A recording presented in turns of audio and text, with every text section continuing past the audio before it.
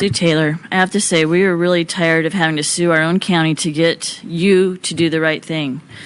Your intentional action not to even let me discuss what 10,000 people worked really hard to, an army of people got brought in 10,000 signatures. And you wouldn't even allow us to discuss this. An opposition to this measure showed up to contest whatever language might be challenged in this language.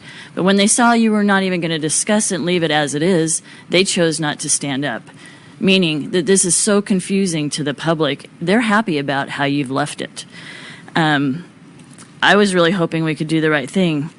The public has asked and expected when the 2004 general plan was voted on that the rural resources related to agriculture, water, cultural resources, and historical resources would be protected.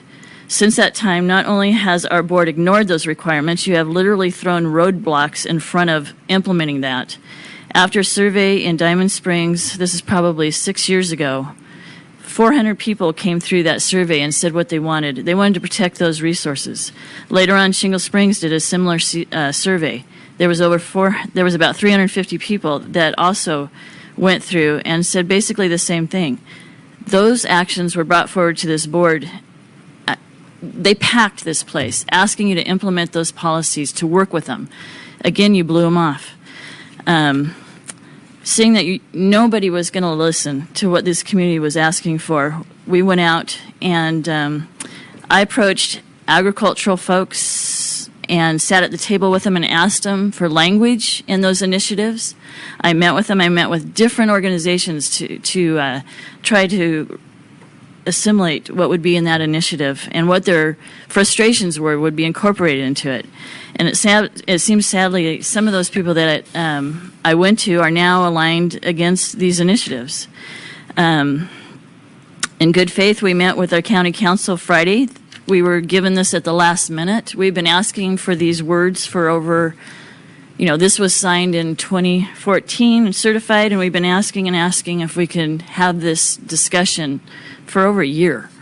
And we didn't get to do that until yesterday.